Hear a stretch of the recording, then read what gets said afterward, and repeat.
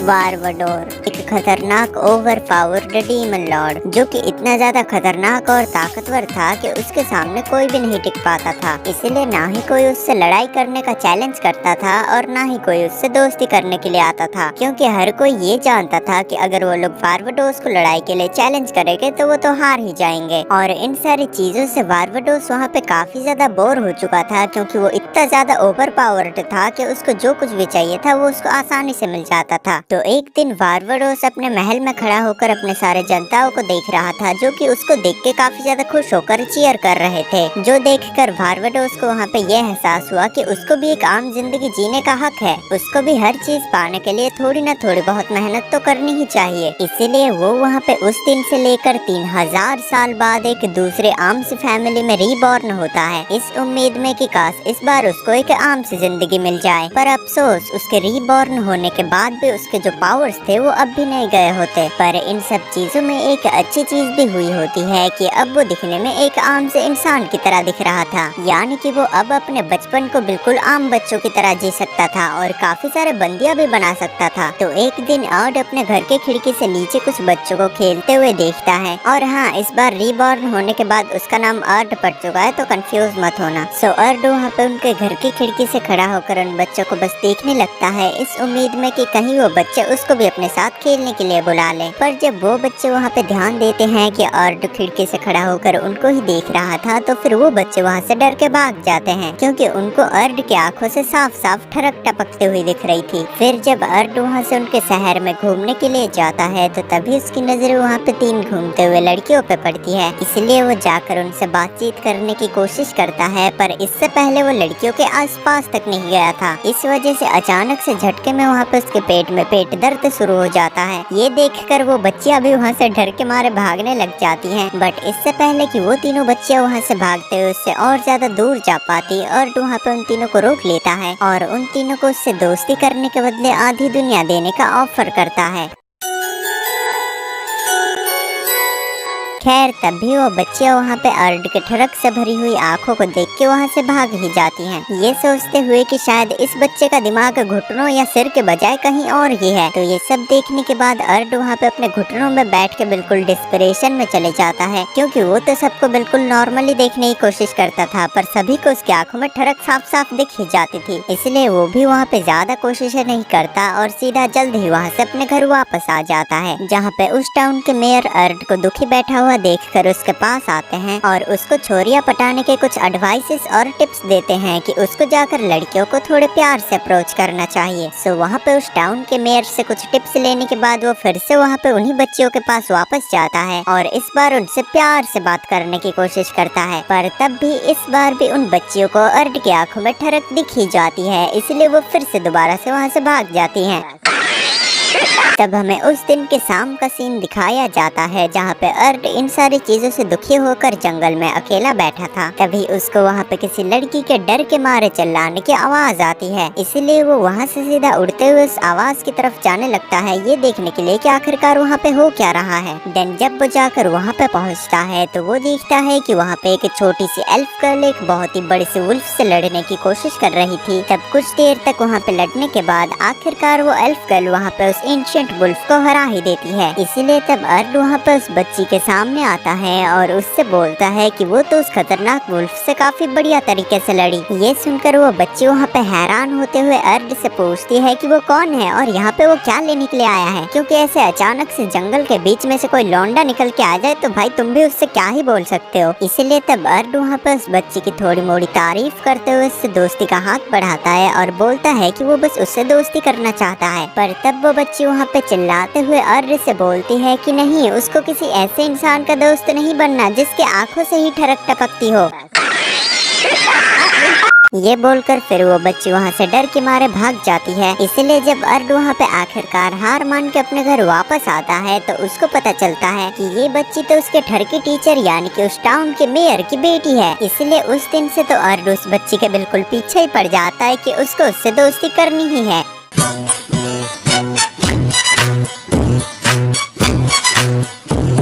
और जब एक दिन अर्ड अपने कमरे में बैठ के ये सोच रहा था कि उसको बंदियां कैसी बनानी चाहिए, तभी उसको बाहर से काफी सारे लोगों के चिल्लाने की आवाज आने लगती है। इसीलिए जब वो बाहर आके इन्वेस्टिगेट करके देखता है तो उसको पता चलता है कि उनके टाउन के ऊपर तो काफी सारे गॉब्लिन्स ने हमला कर दिया है। तो अर्ड वहाँ पे अपने फादर के साथ मिलकर उन सारे गॉब्लिन्स को वहाँ पे रोकने लगते हैं। उसी बीच तब उसके फादर वहाँ पे उसको ये बताते हैं कि शायद पहाड़ के पीछे वाले डंजन की गुफा खुल चुकी है, इसीलिए उसके बीच से इतने सारे मॉन्स्टर्स बाहर आ रहे हैं। ठीक तभी उनके पीछे से उस टाउन के मेयर AKA ठरकी टीचर अर्ड के पास आते हैं और उससे पूछते हैं कि क्या उसने अरीना को देखा है, क्योंकि वो उसे मिल नहीं रही। और अर्ड को वहाँ पे ये याद आता है कि अरीना ने तो उससे कहा था कि वो उस डंजन के आसपास घूमने जा रही है, और वो वहाँ पे ये समझ जाता है कि अरीना अभी किसी न किसी मुसीबत के अंदर है। इसीलिए अर्ड उस डंजन की तरफ भागते हुए जाने लगता है, और इससे पहले कि उसके फादर और वो ठरकी टीचर उसको रोक पाते, अर्ड भागते भागते वहाँ से सीधा उड़ते हुए चला जाता है, जिसे देख के वो दोनों वहाँ पे बिल्कुल शॉक में खड़े होते हैं। तब दूसरी तरफ हमें वहाँ पे जंगल का सीन दिखाया जाता है, जहाँ पे अरीना को काफी सारे गॉब्लिन्स ने घेर रखा था, और उन गॉब्लिन्स का लीडर अरीना से बोलता है कि वो तो एक छोटी सी बच्ची है, वो उन सबसे नहीं लड़ पाएगी, तो वो फिर अपने दोस्तों को बुला ले, अगर वो अपने किसी दोस्त को मदद के लिए बुलाना चाहती है तो। पर अरीना तो उल्टा वहाँ पे उससे बोलती है कि नहीं, उसे किसी भी दोस्त की जरूरत नहीं है उससे लड़ने के लिए, और वो यहाँ से चुपचाप चला जाए, हल्क के मामा के लड़के की थर्ड कॉपी। ये सुनकर वो गॉब्लिन वहाँ पे काफी ज्यादा गुस्सा हो जाता है और अपने सारे बंदों को उसके ऊपर हमला करने के लिए भेजता है। ये देखकर अरीना का तो वहाँ पे रोना निकल जाता है, और तभी उसके चारों तरफ एक बड़ा सा बैरियर आ जाता है, और फिर तब उसके आसपास जितने भी सारे गॉब्लिन्स खड़े थे उन सभी को काफी जोरों का झटका लगता है। तब अरीना वहाँ पे ये नोटिस करती है कि आर्ट वहाँ से उड़ते हुए आ रहा था, और उसने ही उसके चारों तरफ वो खतरनाक सा बैरियर बनाया था। देन जब आर्ट अरीना के पास जाता है तो अरीना उससे पूछती है कि उसने उसकी मदद क्यों करी। उसने तो उसको ठरकी बोला और पता नहीं क्या क्या बोल के उसकी काफी ज्यादा बेइज्जती की, और आर्ट बोलता है कि नहीं, ऐसा कुछ नहीं है, वो तो बस उससे दोस्ती करना चाहता है। इसीलिए फिर आखिरकार अरीना भी वहाँ पे आर्ट से दोस्ती कर ही लेती है। देन हमें उसके बाद कुछ सालों के बाद का सीन दिखाया जाता है, जहाँ पे अरीना आर्ट से मिलने के लिए आई थी, और वो देखती है कि आर्ट अभी तक अपने बेड पे सोया पड़ा है। तब कुछ देर बाद जब आर्ट वहाँ पे अपनी करवट बदलता है और अपना मुंह दूसरी तरफ करता है, तो वो देखता है कि अरीना तो ठीक उसके साइड में ही सोई हुई है।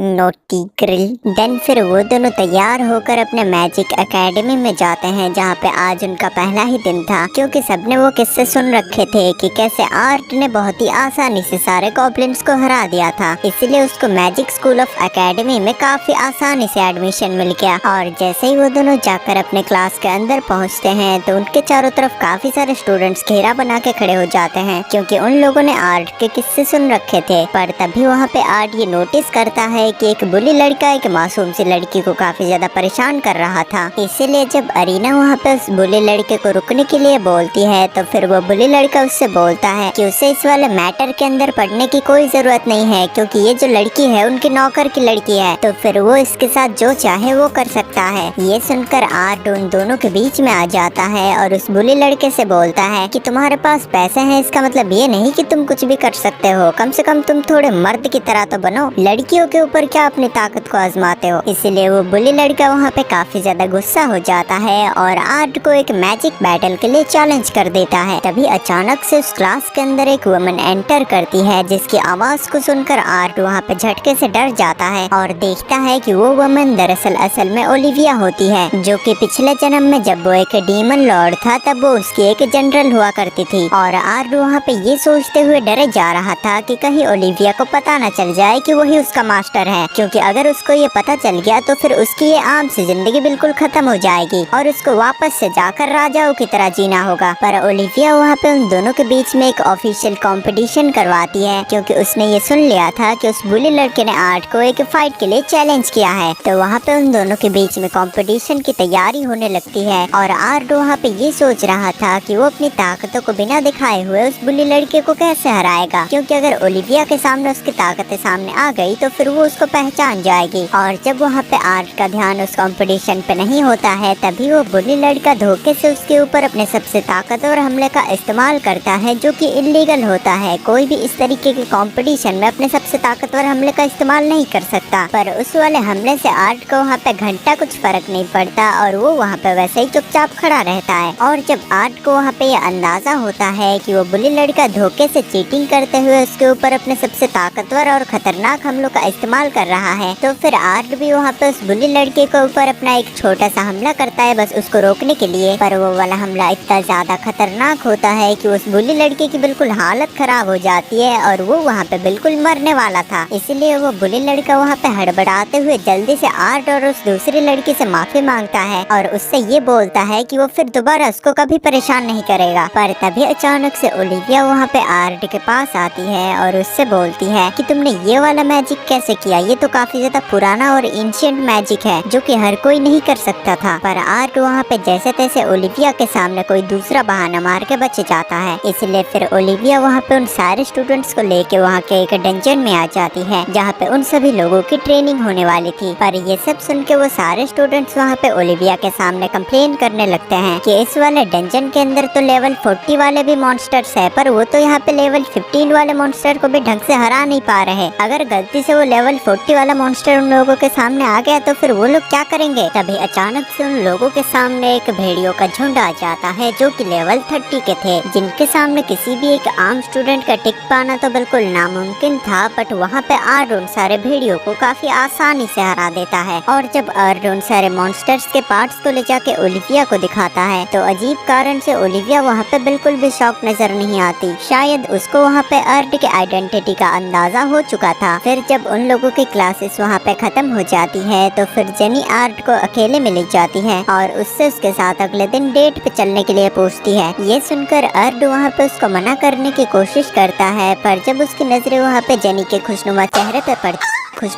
पे पड़ती है तो फिर वो उसको मना नहीं कर पाता और आखिरकार उसको जेनी के बात पे मानना ही पड़ता है। पर तभी उन दोनों के बीच में उछलते हुए अरीना आ जाती है और वो बोलती है कि उसको भी उन दोनों के साथ चलना है। तब जेनी भी अरीना को उनके साथ ले जाने के लिए मान जाती है।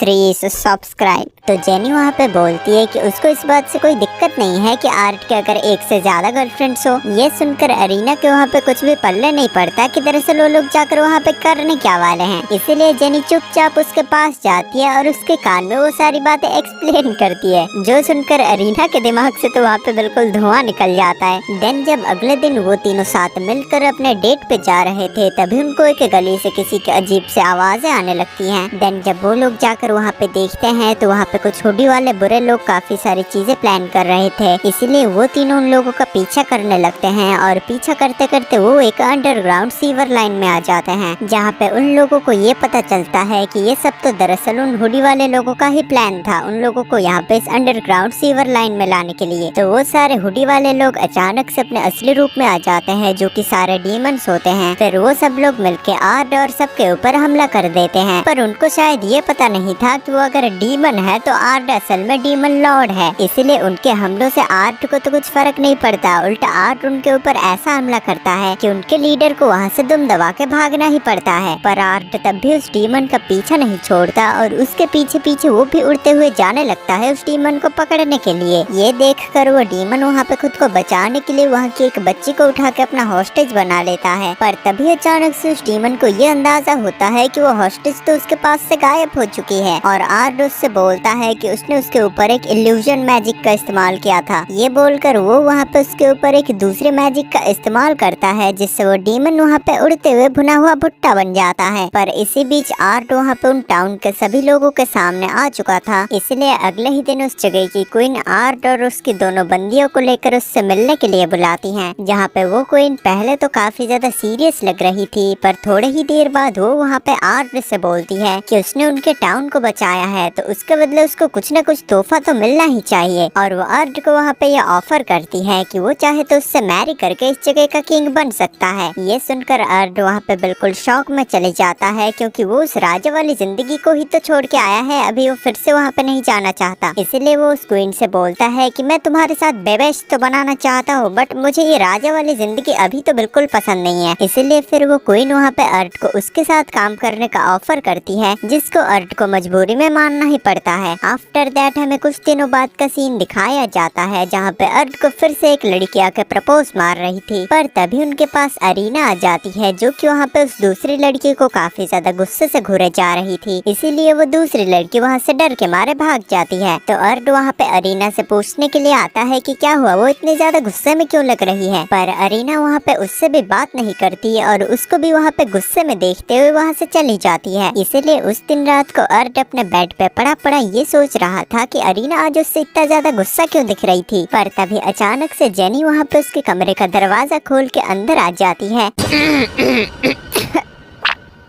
फिर वो जाकर अर्ड के सामने अपने नाइट सूट को दिखा के उससे पूछती है कि वो कैसी लग रही है, पर इससे पहले कि वो वहाँ पे अर्ड के साथ कुछ कर पाती या उसका कुछ ले पाती, वहाँ पे अरीना आ जाती है और वो भी वहाँ पे उसको अपना नाइट सूट दिखाने के लिए आई थी। पर उससे पहले उस जगह पे जेनी को आया हुआ देख के वो वहाँ पे काफी ज्यादा गुस्सा हो जाती है और उन दोनों के ऊपर चप्पल जूते सब फेंकने लगती है। इसलिए अर्ड वहाँ पे अरीना को समझाने के लिए उससे प्यार से बातें करने लगता है और उससे बोलता है कि सबसे पहले उसके लिए तो वही है। ये सुनकर अरीना वहाँ पे थोड़ी सी शांत होती है और अर्ड फिर से उससे पूछता है कि तुम दोनों को ये सब पहन के आने के लिए किसने कहा है। फिर तब वो दोनों वहाँ पे फाइनली बताती है कि दरअसल ये कपड़े पहन के उसके पास आने के लिए दरअसल उसकी मम्मी ने ही कहा था, ताकि कम से कम उनका बेटा थोड़े से मजे कर सके। अरे वाह आंटी जी। पर अर्ड वहाँ पे उन दोनों से वहाँ से चुपचाप चले जाने के लिए बोलता है और ये कहता है कि अगर उन दोनों से उसे कुछ चाहिए होगा तो वो खुद आके ले लेगा। देन हमें उसके अगले वाले दिन का सीन दिखाया जाता है, जहाँ पे उनके स्कूल में एक फ्रेंडली कंपटीशन हो रहा था और उस जगह पे उन सारे स्टूडेंट्स के पेरेंट्स भी आए थे उस कंपटीशन को देखने के लिए। तब जैसे ही वहाँ पे वो कंपटीशन स्टार्ट होने लगता है कि ऑडियंस में एक हुडी पहना हुआ इंसान अचानक से खड़ा हो जाता है और एक मॉन्स्टर का रूप लेके वहाँ पे सभी लोगों के ऊपर हमला करने लग जाता है। इसीलिए उन सारे डीमंस को रोकने के लिए वहाँ पे अरीना और जेनी साथ मिलकर उन सारे डीमंस से लड़ने लगते हैं, जहाँ पे सब लोग मिलकर सारे मॉन्स्टर्स को तो रोक लेते हैं, पर उनकी जो लीडर होती है वो वहाँ पे अरीना को अपने साथ लेकर किडनैप करके वहाँ से उड़ जाती है। इसीलिए वो सब लोग वहाँ पे साथ मिलकर मीटिंग करने लगते हैं कि वो लोग अरीना को कैसे बचा के वापस लाएंगे। और अर्ड वहाँ पे ये बोलता है कि भले ही कुछ भी हो जाए वो अरीना को जैसे न तैसे करके बचा के वापस जरूर लाएगा। इसीलिए वो लोग वहाँ पे ये फैसला करते हैं कि वो लोग वहाँ पे अर्ड को एक दूसरा और खतरनाक हथियार देंगे। देन फिर दूसरी तरफ हमें अरीना का सीन दिखाया जाता है, जहाँ पे कि उसको एक मैजिकल केज में बंद कर रखा हुआ था और उन मॉन्स्टर्स की लीडर वहाँ पे उससे बोलती है कि वो उसका सैक्रिफाइस करके उसके खून का इस्तेमाल करते हुए एक ईविल गॉड को जगाना चाहती है, जो कि मेरी इस पूरे दुनिया में कब्जा करने में मदद करेगा। और अरीना उससे बोलती है कि नहीं, वो ऐसा कभी भी नहीं कर सकती, अर्ड उसको ऐसा कभी भी नहीं करने देगा। और मॉन्स्टर्स के लीडर वहाँ पे बोलती है हाँ बस तुम्हें ही ऐसा लगता है, ये तो सही है कि अर्ड ताकतवर है, पर स्टिल वो एक आम सा इंसान है, वो मेरे सामने नहीं टिक पाएगा। ये बोलकर उन मॉन्स्टर्स के लीडर वहाँ पे अरीना को एक मॉन्स्टर के सामने ले जाने लगती है उसको सैक्रिफाइस करने के लिए। पर इससे पहले कि वो मॉन्स्टर वहाँ पे कुछ भी कर पाता, वो वहाँ पे भुन के बिल्कुल राख बन जाता है। और तभी उनको वहाँ पे ये ध्यान आता है कि उस जगह पे अर्ड आ चुका था और वो भी उसी के पुराने हथियारों के साथ, जो कि वो कभी पिछले जन्म में इस्तेमाल किया करता था जब वो एक डीमन लॉर्ड था। तो वहाँ पे अर्ड उन सारे मॉन्स्टर्स के ऊपर हमला कर देता है और अपने पहले ही हमले में उन सारे मॉन्स्टर्स को खत्म करके अरीना को छुड़ा लेता है। पर अब भी उन सारे मॉन्स्टर्स की लीडर जिंदा होती है, इसलिए वो वहाँ पे अर्ड के ऊपर हमला कर देती है, जिससे अर्ड को वहाँ पे बिल्कुल भी चोट नहीं लगती, जो देख के वो लीडर वहाँ पे बिल्कुल हैरान रह जाती है और उसको ये समझ में नहीं आता कि एक इंसान होने के बावजूद भी अर्ड इतना ज्यादा ताकतवर कैसे है। इसीलिए उन मॉन्स्टर्स मॉन्स्टर्स की लीडर वहाँ पे गुस्से में अपने सबसे ताकतवर फॉर्म में आ जाती है और एक ड्रैगन बन के उन दोनों के ऊपर हमला करने लग जाती है। इसलिए आखिरकार अर्ड वहाँ पे मजबूर हो जाता है अपनी ताकत का इस्तेमाल करने के लिए। तो वो वहाँ पे अरीना को अपनी आंखों को बंद करने के लिए बोलता है और फिर से अपनी वही पुराने डीमन लॉर्ड वाली फॉर्म में वापस आ जाता है। तो उन मॉन्स्टर्स की लीडर वहाँ पे काफी ज्यादा कोशिश करती है अर्ड को हराने के लिए, पर एक डीमन लॉर्ड के सामने वो कैसे ही टिक सकती थी, इसलिए आखिरकार वो वहाँ पे हार ही जाती है। फिर अर्ट वहाँ पे अरीना के पास काफी ज्यादा डरते हुए जाने लगता है कि कहीं अरीना अब उसकी सच्चाई जानने के बाद उससे अपनी दोस्ती तोड़ न ले। और अरीना उससे बोलती है कि नहीं, वो उससे दोस्ती नहीं तोड़ने वाली और वो जानती है कि ये उसका सीक्रेट है, तो वो उसके बारे में किसी को भी नहीं बताएगी। तब दूसरी तरफ हमें वहाँ पे एक अलग डंजन में एक दूसरी लड़की को अपने फाइटिंग की ट्रेनिंग करते हुए दिखाया जाता है और वो वहाँ पे पिछले लगभग 3000 सालों से अपनी फाइटिंग की ट्रेनिंग करे जा रही थी। देन आफ्टर 3000 ईयर्स उस डंजन के अंदर अपने फाइटिंग की प्रैक्टिस करने के बाद वो वहाँ पे ये फैसला करती है कि फाइनली अब वो इस डंजन से बाहर निकल के बाहर की दुनिया में जाएगी। और जब वो जाकर बाहर पहुँचती है तो बाहर की दुनिया के डेवलपमेंट को देखते हुए तो वो वहाँ पे बिल्कुल हैरान ही रह जाती है कि बस 3000 सालों में इंसानों ने इतनी ज्यादा डेवलपमेंट कैसे कर ली है। और जब वो हैरानी से इस वक्त की चीजों को देखते हुए शहर में घूम ही रही थी कि एक छोटी सी गली के अंदर उसको एक दूसरा इंसान मिलता है जो कि उसका नाम तक जानता था, जो कि था सलीफी। फिर वो अजीब सा इंसान वहाँ पे सैली से बोलता है कि वो दरअसल पिछले 3000 सालों से उस डंजन के अंदर अपने फाइटिंग की प्रैक्टिस कर रही थी, क्योंकि उस डंजन के अंदर और बाहर की दुनिया में टाइम अलग अलग तरीके से चलता है। इसीलिए उसको तो लगता है कि बस कुछ ही टाइम बीता है, पर दरअसल असल में बाहर की दुनिया में पूरे 3000 साल बीत चुके हैं। ये सुनकर सैली वहाँ पे बिल्कुल हैरान रह जाती है और उस अजीब से इंसान से पूछती है कि अभी इस वक्त डीमन लॉर्ड कहाँ है, क्योंकि वो पहले 3000 साल पहले डीमन लॉर्ड के लिए ही काम किया करते थे। इसीलिए वो अजीब सा इंसान वहाँ पे बोलता है कि दरअसल डीमन लॉर्ड तो मर चुके हैं और वो फिर से इस वर्ल्ड के अंदर री-इनकारनेटेड हो चुके हैं, वो भी एक आम से इंसान के रूप में। और उन्होंने ये सब कुछ इसलिए किया था कि वो डीमन लॉर्ड वाली जिंदगी से छुटकारा पा सके। पर सच बताओ तो ये दुनिया डीमन लॉर्ड के बिना अधूरी है, इसलिए हमें उनको वापस लाना होगा। ये बोलकर वो अजीब सा इंसान वहाँ पे सैली को अर्ड का पता देता है और सैली से बोलता है कि हमें किसी भी तरह से करके डीमन लॉर्ड को इस दुनिया में वापस लाना होगा। तब हमें दूसरी तरफ आर्ट का सीन दिखाया जाता है जो कि उस मैजिक एकेडमी में अपनी क्लासेस ले रहा था, पर तभी उस क्लास के बीच में ही सलीफी वहाँ पे उस क्लास के दरवाजे को एकदम जोर से धक्का मार के अंदर आ जाती है और वहाँ पे उस क्लास के अंदर जितने भी सारे बॉय स्टूडेंट्स थे वो जाकर उन सभी के टांगों के बीच में जोर जोर से खींच के लाते मारने लगती है। इसलिए आखिरकार उस क्लास की टीचर ओलिविया को आकर उसको रोकना पड़ता है। फिर वो सलीफी से पूछती है कि वो ये सब क्यों कर रही है, वो सभी लड़कों के पैरों के बीच में क्यों लात मार रही है। तो सलीफी बताती है कि दरअसल इस क्लास के अंदर जितने भी सारे बॉय स्टूडेंट्स हैं उनमें से कोई तो एक ऐसा है जो कि पहले डीमन लॉर्ड हुआ करता था, पर अब वो एक नॉर्मल इंसान की तरह जीने के लिए दोबारा से रीबॉर्न हुआ है। और ये बोलते बोलते ही सलीफी की नजर वहाँ पे ऑर्डर पे पड़ती है और वो उसको देख के समझ जाती है कि दरअसल असल में यही डीमन लॉर्ड है जो कि एक नॉर्मल से बच्चे के रूप में रीबॉर्न हुआ है। फिर सलीफी जाकर वहाँ पे ऑर्डर के टांगों के बीच में भी खींच के लात मार देती है, जिससे ऑर्डर वहाँ पे दर्द के मारे काफी जोर जोर से चिल्लाने लगता है। फिर वहाँ पे उनकी टीचर दोबारा से सलीफी को रोकती है और उससे पूछती है कि उसके पास ऐसा क्या सबूत है कि आर्डी असल में डीमन लॉर्ड है जो कि रीबॉर्न हुआ है। तो सलीफी उनके टीचर से बोलती है कि अभी के लिए तो उसके पास ऐसा कोई भी सबूत नहीं है जो कि ये साबित करे कि आर्डी असल में डीमन लॉर्ड है, बट वो चाहे तो उसको साबित कर सकती है, उसको बस आर्डी के साथ एक फाइट वाला मैच करना है। ये सुनकर अर्ड वहाँ पे उन सबको रोकते हुए उन सबको मना करने लगता है, क्योंकि अगर उसकी फाइट सलीफी से हो गई तो फिर सलीफी को रोकने के लिए उसको अपने डीमन लॉर्ड वाली ताकतों का इस्तेमाल करना पड़ेगा। पर अर्ड की बात वहाँ पे कोई भी नहीं सुनता